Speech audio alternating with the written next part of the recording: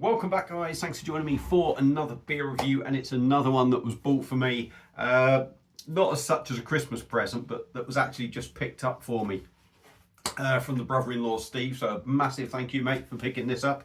And it's a beer that gets released every year. Now I've only ever had one of these beers, and that was the 2021 version, and it's one from Fuller's, and it's their vintage ale. It's a limited edition, so they only brew so many a year.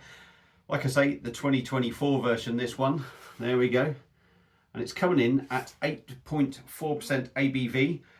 It's in a 500ml bottle, and the best before date is the 31st of December 2027, but I wouldn't be surprised if you'd still be all right after that.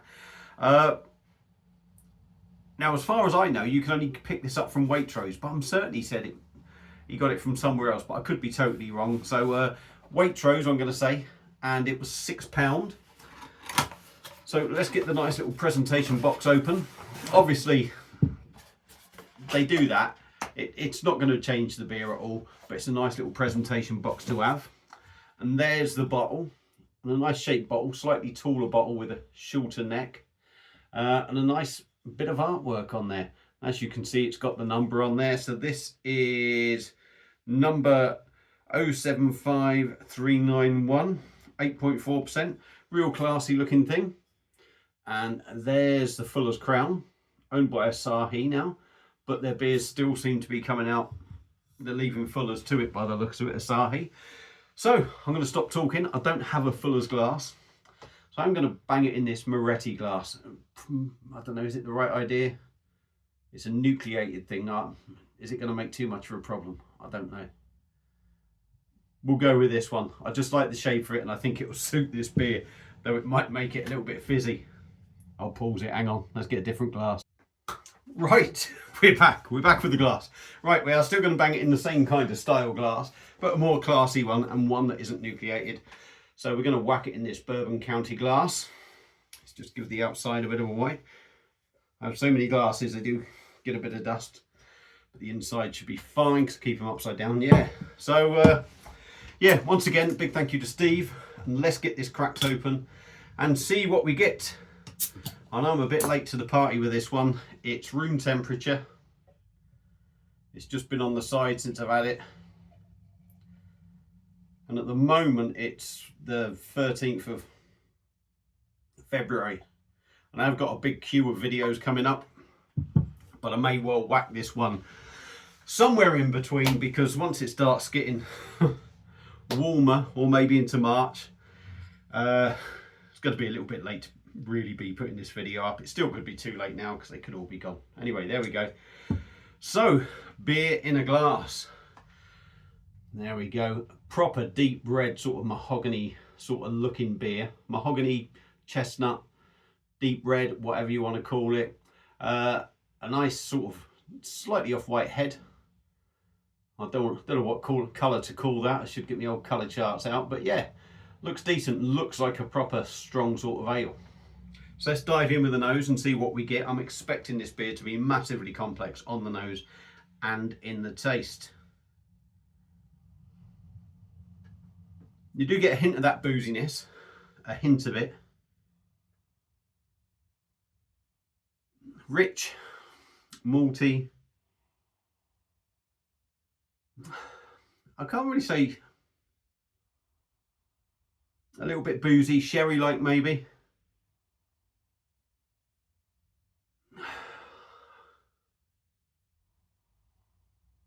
I can't honestly say. There's maybe a little bit of a barrel age feel going on. Oaky woodiness now. I was struggling to pick sort of fruity notes out, but I'm starting to get a bit of woodiness. Yeah, still no sort of fruity notes, but rich, malty, slightly boozy. Definitely got that woody feel about it. So no point in just constantly I'll do that after. We'll get the rest in after. No point in constantly sniffing it if I don't feel I'm going to pick any more up. So Fuller's Vintage Ale 2024, 8.4%. Let's dive in and give it a taste. Cheers, everyone.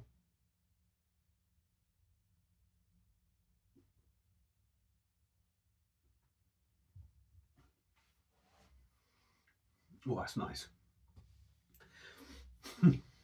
As all the reviewers sort of say, it's one of them put your feet up in front of a fire sort of beer. Cold days, winter days, if you like. We're in February, but it's still absolutely bloody freezing. The body on that is fantastic, really smooth. Let's go in again.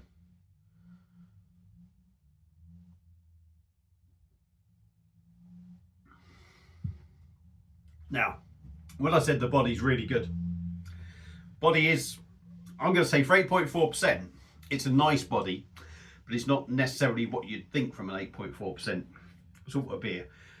The winner in this beer is the smoothness of it. That smoothness and the softness of it carry that body along. Although the body isn't light, it's far from sort of big, heavy, thick and dewy. It's far from that. But that smoothness of the beer really carries this beer along.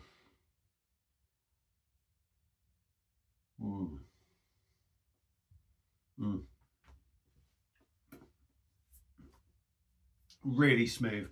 Carbonation is minimal, lots of small bubbles. The body is probably better than I sort of said a couple of minutes ago. Having a good mouthful there. You do feel the weight of the beer, but yeah, like I say, it's not really big, thick, heavy, chewy sort of body.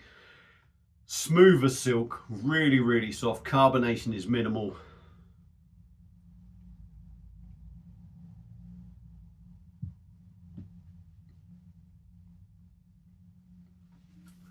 For me, a little bit of booziness I got on the nose. It's not there initially on the taste. It's very much the back end. All the sort of flavours and the smoothness of the beer sort of take your head away from that. And it's only near the end you get that little bit of booziness. But even so, 8.4%, you wouldn't even say it gives that sort of feel of booziness off. You could probably, it's got the feel of maybe something 7% in taste, if you like, of the booziness.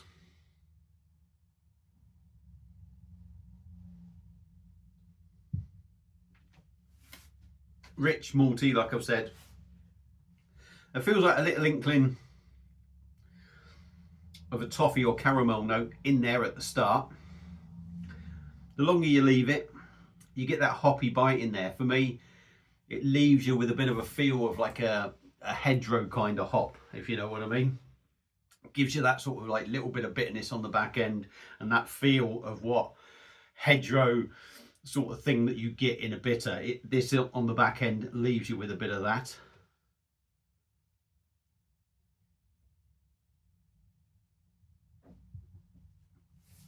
The woody note's still there, as you'd expect. It's just there as a background note and it gives it depth of flavour. Really drinkable, to be honest. I mean, I'm not going to say it's one you're going to knock back and you're not going to sit there and knock it back and drink 4 or 5 bottles. I'm obviously not. But this is certainly one you could sit there of an evening, certainly have a couple of bottles of these and feel chilled, relaxed. We'll get a bit more out. I will swill it now, just in case there is. I can't imagine it's going to be sort of hazy or anything, but there we go. It still looks fantastic, doesn't it? So yeah, has hazed up a bit, I would say. Definitely got a bit of haze in there because it's got to be bottle conditioned, surely. Maybe a little bit of it, yeah, surely. Wouldn't say an awful lot on there. We'll go in one more time.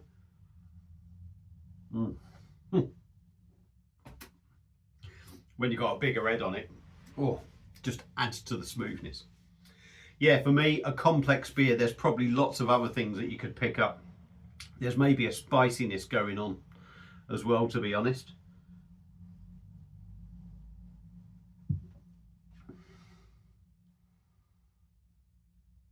Getting the rest in there, you could also say there's maybe a little bit of chocolate going on.